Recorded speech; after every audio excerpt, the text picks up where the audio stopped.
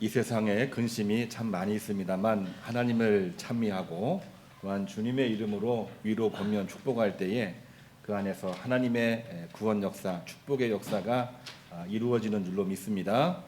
오늘 찬양 감사드립니다. 오늘은 새 본문 말씀이 먹는 이야기입니다. 그리고 먹는 음식에 관한 이야기입니다. 무교병을 먹으면서 유월절을 지키라. 생명의 떡이신 주님을 따르라. 누룩 없는 떡이 되어라. 이 말씀이죠. 단순히 먹는 것, 음식에 관한 내용이라기보다는 그 음식을 먹으면서 하나님의 구원하심을 절대로 잊지 말라. 또한 생명 되신 예수님을 따르라. 그리고 순전하고 진실하게 사는 삶을 살으라. 이러한 말씀이 들어 있습니다. 그렇기 때문에 이 말씀은 하나님을 향한 또 우리 인생에 관한 총체적인 믿음에 관한 내용을 담고 있는 것입니다. 특별히 오늘 출애굽기 12장 1절에 나와 있는 말씀 보면은 하나님은 이것을 절대로 잊지 않도록 하기 위해서 몇 가지 말씀을 하셨어요.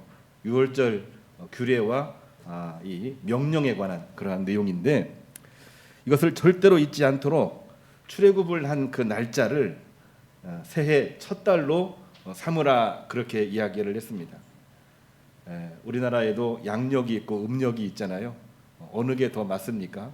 우리 고유의 정서로는 음력이 맞는데 세계의 그 관점으로 보게 되면은 양력을 쓰는 것이 맞죠.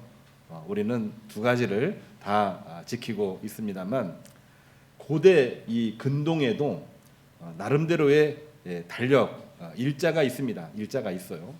그런데 그 날짜를 그때가 어느 때인지는 정확하게 알 수 없습니다만 애굽의 기본적인 달력이 있겠죠. 그 달력을 이제는 무시하고 출애굽한 그 날짜를 1월 달로 삼으라는 얘기입니다. 1월 달로. 대충 태양력과 비교를 해서 이야기를 하면은, 태양력으로 우리가 계산을 하면은 6월절은 3월 달이나 4월 달쯤에 가깝습니다. 그러니까 3월 달쯤, 4월 달쯤에 그날을 3월, 4월이라고 하지 말고 그날부터 이제는 1월 달이라고 해라. 새해의 시작이고 역사의 시작이고 인생의 시작이고 구원의 시작이다. 이러한 의미로 새해를 정하라, 그렇게 말씀을 하셨어요. 그리고 그때마다 하나님의 은혜를 기억하고 또한 하나님의 말씀을 따르고 또한 하나님께서 구원의 하나님이심을 영원히 잊지 말지니라, 이러한 말씀을 주신 것입니다. 그 1월 달을 우리가 성경을 읽으면서 가끔씩 들었던 내용인데요, 아빕월이라 이렇게 표현을 하고 있습니다. 새 달력을 만들라는 얘기죠. 그게 첫 번째 명령이었습니다.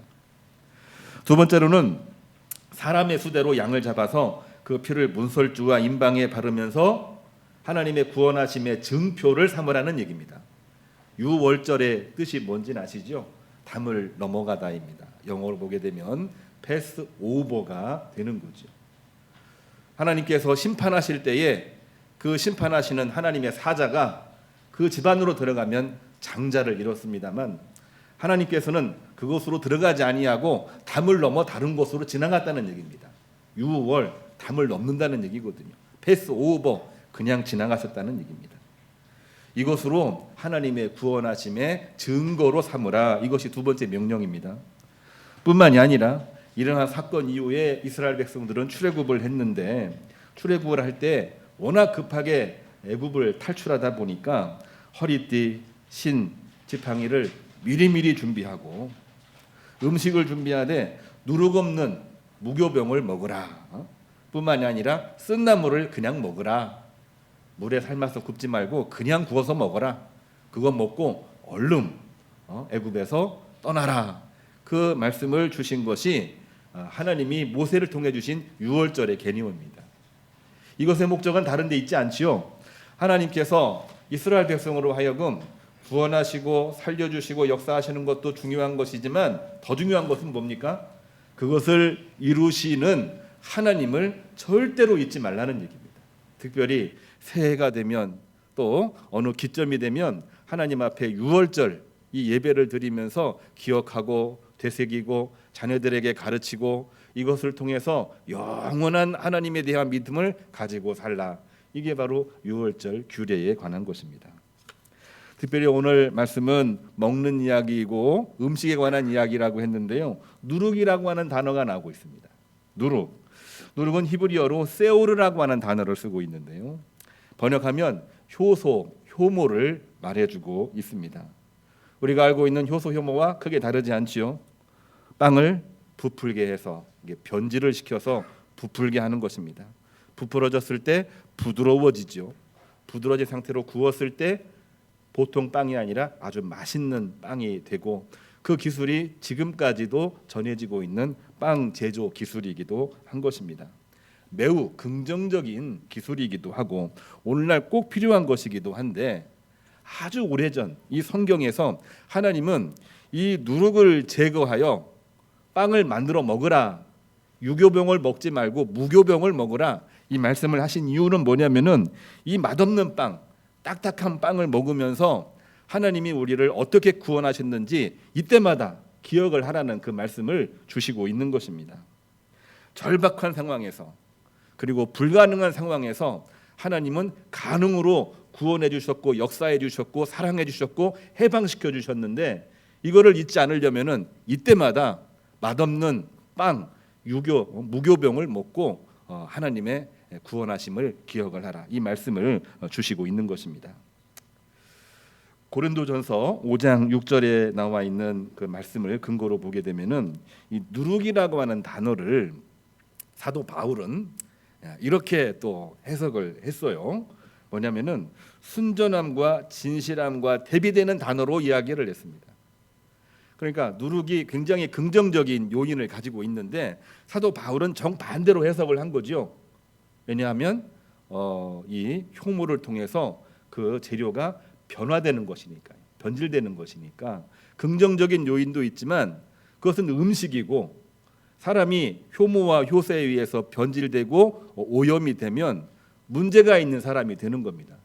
그렇기 때문에 이 누룩 없는 이런 표현을 써서 뭐라고 얘기했냐면은 우리가 누룩으로 변질되지 않는 순전함과 진실함으로 이 땅을 살아가라, 그러한 믿음 생활을 해라, 그러한 내용이 사도 바울이 표현했던 오늘 말씀 제목에 나와 있는 내용이기도 한 것입니다. 순전함의 헬라어를 보면은 에일리 크리네, 순수, 순결 이렇게 표현할 수가 있고요. 진실함은 알레데이아, 우리 가끔 들었을런지는 모르겠습니다. 카페 이름 중에 알레데이아 이렇게 나와 있는 카페도 있어요. 은폐와 위조가 없는, 왜곡 없는 그러한 진실을 말하고 있습니다. 아주 좋은 카페에 아주 맛있는 커피 이름이 알레데이아, 진실한 카페다, 뭐 그런 의미로 카페 이름을 짓기도 합니다. 그렇습니다. 순전함, 진실함, 바로 그것이 사도 바울이 이야기를 했던 누룩으로 인해서 변질되지 않는 아주 순수한 그리고 진실이 있는 그러한 마음으로 신앙생활을 하라, 이 말씀을 주시고 있는 거죠. 우리가 고린도 교회를 이야기할 때마다 빼놓지 않고 이야기하는 것은 고린도전서 1장 2장에 나와 있는 파당에 관한 문제입니다. 그들은 늘 파당 가지고 싸웠어요. 바울파, 본인도 파당이 있다고 그래요. 본인 안에 자기를 따르는 사람들이 있으니까요. 베드로파, 아볼로파, 세례 요한파, 여러 지역에서 다 모이다 보니까 고린도 교회는 크게 부흥을 했는데, 교회는 커졌고 건물도 있고 사람들은 많이 있지만 그 안에서 늘 자기 파당을 짓고 싸우고 있는 것입니다. 주님의 일을 하는 것이 아니라 자기 일들을 하기 시작을 하는 거예요. 오늘날도 우리가 신앙생활을 한다고 할 때에 하나님을 믿는 것이 신앙 아닙니까? 그 하나님을 증거하는 것이 우리가 말하는 사역이라고 하는 거 아니겠습니까? 근데 그것은 다 하나님의 일인데 자기의 일을 하는 거예요. 자기를 선전하는 일들을 하는 거예요. 그러다 보니까 거기에 이름이 붙여집니다. 누가 붙였는지도 몰라요.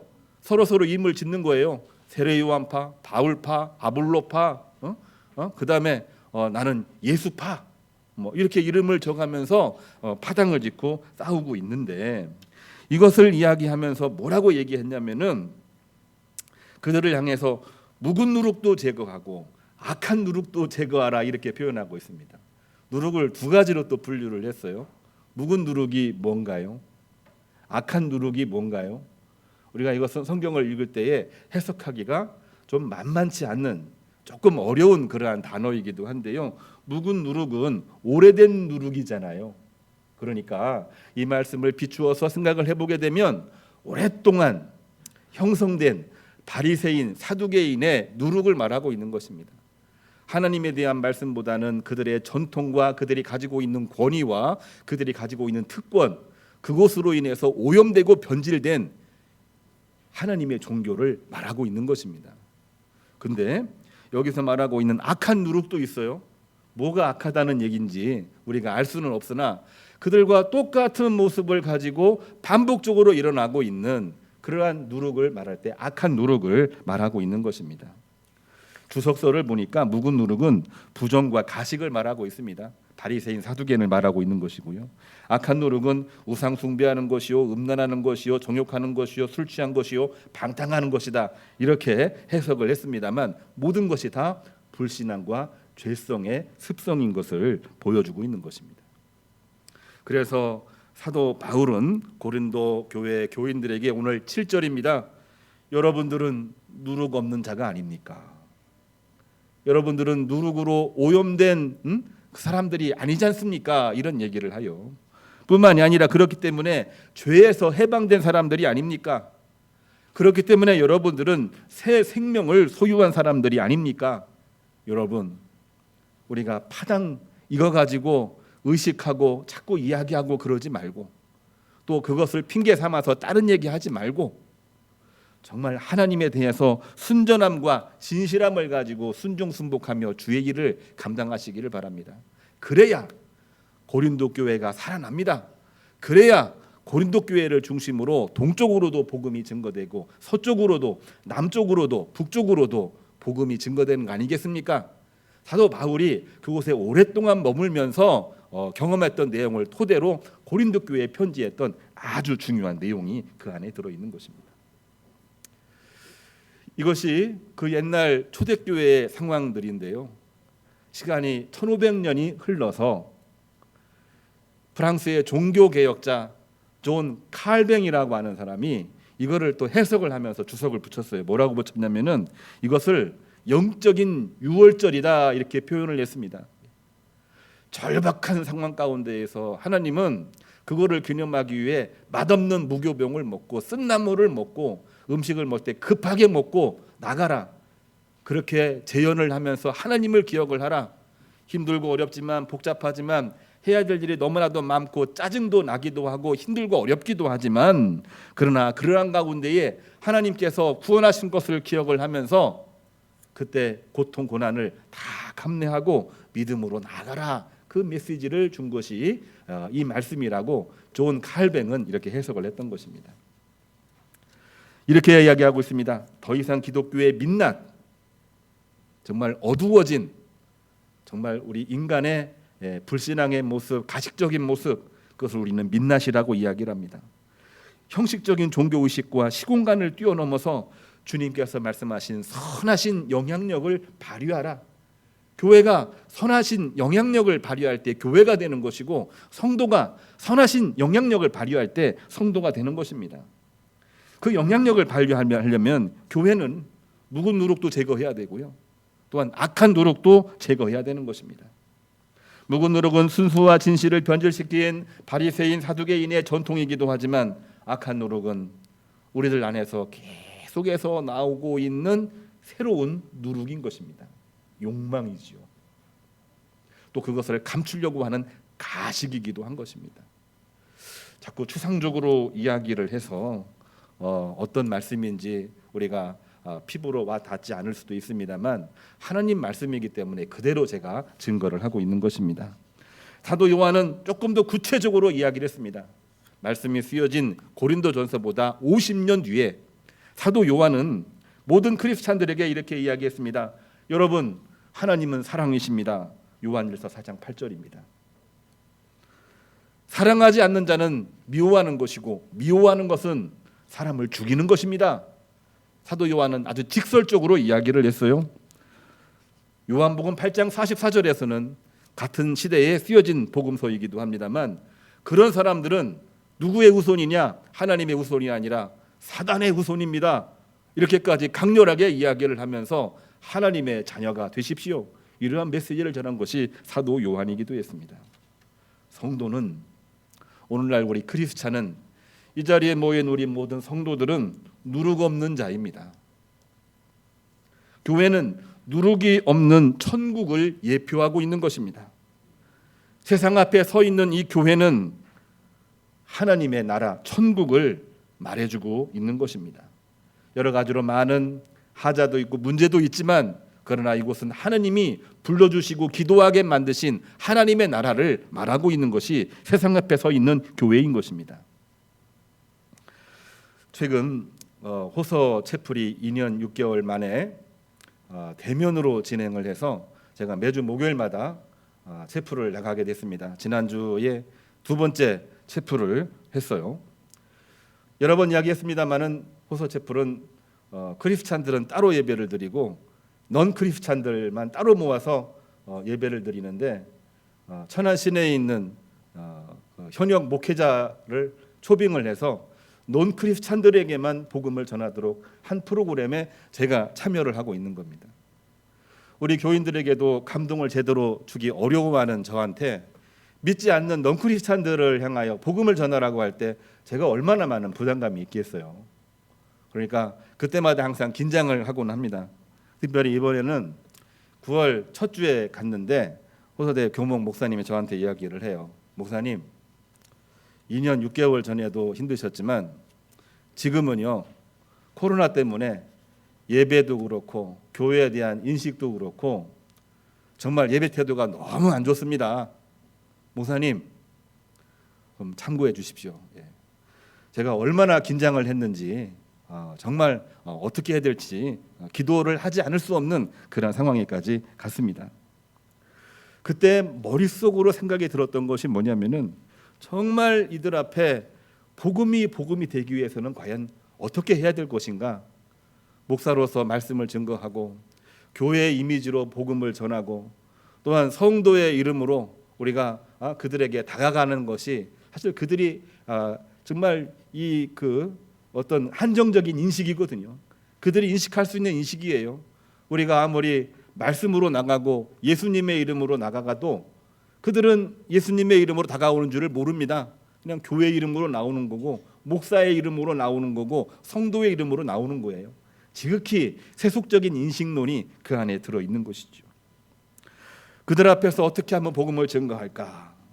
순수하고 진실하지 않으면 그 복음을 전할 수 없고 복음이 복음일 수 없는 그러한 상황입니다. 그런데요, 지난주에 복음을 전하면서 채플을 듣는 학생들로부터 박수를 받았습니다. 기적 같은 일이 벌어진 겁니다. 원래 첫 번째 가는 때는 박수를 받아요. 왜냐하면 처음 인사이기도 하고 앞으로 잘합시다 축복하니까. 근데 첫 번째 지지난주에는 박수도 없었어요. 야, 이번 채플 이제 죽었구나 이제. 그런 마음을 가졌는데 지난주 목요일에는 채플을 하고 나니까 한두 사람이 박수를 치는 겁니다. 물론 전체가 다 박수한 거 아니고 한두 사람 치다가 분위기가 이상해가지고 멋쩍어서 박수가 중단이 되기는 됐어요. 그런데 정말 이 넌 크리스찬들에게 기독교에 대해서, 하나님에 대해서, 예수님에 대해서 정말 부정적인 시각을 가지고 있는 사람들에게 박수를 받는다고 하는 것은 결코 쉬운 일이 아닌 것입니다. 묵은 누룩, 가식이죠. 악한 누룩, 정말 순수함이 인정이 될 때 받을 수 있는 것이 바로 박수 아니겠습니까? 그러한 때 복음이 심겨지고 새 역사가 시작이 되는 것입니다. 이렇게 이야기를 했어요. 여러분들 대학 입학해서 얼마나 정말 많은 것들을 생각하십니까? 그러나 여러분들, 제가 대학 졸업한 지 30년이 넘었습니다만 제가 이야기를 합니다. 여러분들이 좋아하는 것을 전공으로 삼으시고 여러분들이 좋아하는 것에 매진하십시오. 근데 여러분들이 좋아하는 것이 돈 버는 일이 아니고 여러분들이 좋아하는 것이 필요한 것이 아니라고 했을 때에는 그 문제에 대해서 어떻게 고민하십니까? 여러분, 그러한 때에는 그러한 것을 잘할 수 있는 친구들을 1명, 2명, 3명 삼으십시오. 그런 이야기를 했습니다. 우리가 살다 보면은 내가 하고 싶은 일인데 몸이 아프면은 병원에 가야 되고 법적인 문제가 걸리면은 법원에 가야 되는데 아는 사람이 있어야 되고 내가 알아야 되는데 그 일을 할 수가 없잖아요. 여러분들이 하고 싶은 거 하나님이 주시는 달란트입니다. 그거를 발견할 때 여러분들에게는 비전이 있습니다. 필요한 거 내가 가지고 있지 않지만 그런 사람들을 여러분들 친구로 삼으십시오. 이런 얘기를 여러 이야기 하다가 맨 마지막에 복음을 던졌습니다. 여러분들이 저 위에 계신 절대자 하나님을 여러분들의 친구로 삼을 수 있다고 한다면 여러분들은 인생에서 최고의 복이 될 것입니다. 이런 이야기를 했는데 사실 이러한 말이 제대로 들어가기가 어려운 게 바로 채플입니다. 그런데 수많은 그 이야기들을 통해서 그들과 마음을 같이 하려고 하고 그 속에 들어가려고 하고 그럴 때에 복음을 던졌는데 그 복음이 우리 학생들에게는 나름대로 의미 있는 말씀으로 들려왔던 것 같습니다. 저도 깜짝 놀랐습니다. 오늘날 우리 성도들도요, 주 안에서 하나가 되고 연합하고 한다는 그 이야기가 우리가 결코 말처럼 되는 게 아닙니다. 누룩을 제거해야 됩니다. 묵은 누룩 제거해야 되고요. 또한 악한 누룩을 제거해야 됩니다. 그거를 제거할 때 우리 마음속에 뭐가 생깁니까? 순수함과 진실함이 생기게 되는 것입니다. 우리가 이러한 누룩을 제거하고 순전함과 진실함의 능력을 위해서 무엇을 해야 될까요? 우리가 늘 이야기하는 그러한 내용입니다. 예배하고 기도하는 거. 그거 하지 않으면 아무것도 할 수가 없습니다. 예배 참석해서 찬송하고 기도할 때 뜨겁게 기도하고 하나님 앞에서 나 자신을 올려드리시기를 바랍니다. 그럴 때 하나님이 능력을 주시고 지혜를 주시고 또한 불가능을 가능케 하시는 역사가 거기서부터 시작이 되는 것입니다. 목사님, 저 기도할 시간 없어요. 기도해도 하나님 안 들어주실 때가 많았던 것 같아요. 답답해서 기도 못하겠어요. 그때 기도해야 되는 것입니다. 그때가 정말로 하나님께서 우리를 부르시는 시간이 되는 것입니다. 성도 여러분, 우리가 아무리 힘들고 복잡해도요, 모여서 배우고 훈련하지 않으면은요, 우리는 끊임없이 어디에 빠지냐면은 묵은 누룩의 습성에 빠집니다. 우리가 끊임없이 하나님 말씀으로 훈련하지 않으면은 악한 누룩의 습성에서 벗어날 수가 없는 것입니다. 오늘날 사람들이 왜 죄를 짓는 겁니까? 오늘날 수많은 사람들이 하나님의 말씀으로부터 왜 벗어나는 겁니까? 몰라서 그런가요? 아닙니다. 알고는 있는데 나도 모르게 되는 겁니다. 알고는 있는데 화가 나니까 참을 수가 없는 겁니다. 이것을 우리가 끝까지 견디고 참을 수 있을까요? 말씀 읽고 훈련하고 준비해 놓지 않으면은 절대로 이 일들을 할 수가 없는 것입니다. 오늘날 우리 교회가 회복기라고 이야기를 하고 있고 금년에 생명치유 회복을 선포하면서 끊임없이 말씀을 전하면서 오늘까지 왔습니다. 버텨온 것 하나님의 은혜 중에 은혜이지요. 그러나 이제는 우리가 주님에 대한 믿음을 가지고 일어서야 될 때가 된 것입니다. 이때 어떻게 해야 됩니까? 예배드리기를 힘쓰고 기도하기를 힘쓰고 하나님 앞에서 거듭나고 다시 태어나야 됩니다. 성도 간에 모여서 훈련하고 준비가 돼서 어떤 일이 발생을 해도 그 순간에 대처 능력이 있어야 되는 겁니다. 그렇지 않으면은 우리는 묵은 누룩, 악한 누룩의 습성에서 벗어날 수가 없는 것입니다. 오늘 우리가 함께 읽었던 시편 32편 1절, 우리가 이 대구에 되는 시편의 말씀인데요, 다윗이 고백했던 내용입니다.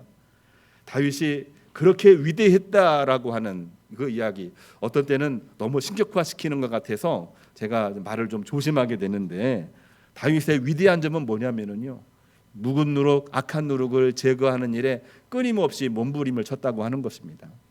우리가 새벽 말씀을 읽으면서 매번 확인하고 있는 그러한 내용인데요, 다윗이 시편 32편 1절에 이렇게 고백하고 있습니다. 허물의 사함을 받고 자신의 죄가 가려진 자는 복이 있도다. 누룩을 끊임없이 벗겨낸 자들에게는 복이 있도다. 마음에 간사함이 없고 여호와께 정죄를 당하지 아니하는 자는 복이 있도다. 허물의 사함을 받고 자신의 죄가 가려진 자는 복이 있도다. 끊임없이 자기 안에 있는 누룩들을 제거하고 끊임없이 하나님 앞에서 순수하려고 하고 끊임없이 하나님 앞에서 진실하려고 몸부림을 칠 때에 그때에 하나님의 구원 역사, 하나님이 강복하시는 역사가 다윗에게 임하여 그 하자 많고 허물 많은 다윗이 하나님께서 들어쓰시는 인물이 되었던 것입니다. 우리 교우님들의 삶 가운데에서도 그러한 역사가 있기를 주님의 이름으로 축복합니다. 오늘 우리가 성찬을 맞이해서 세계 성찬주의를 맞이해서 성찬을 받았습니다. 그것은 생명의 떡이라고 말씀하셨습니다. 이것은 바로 누룩 없는 떡을 말하고 있는 것이고, 누룩 없는 빵은 순전함과 진실함으로 삶을 결단하는 것입니다. 오늘 우리는 주님 앞에 나왔습니다. 파송 찬양, 우리 보좌 앞에 다 같이 모였네, 이 찬송을 부르면서 그 말씀을 가지고 나가시겠습니다. 파송 찬송, 우리 보좌 앞에 모였네, 우리 함께 부르시겠습니다.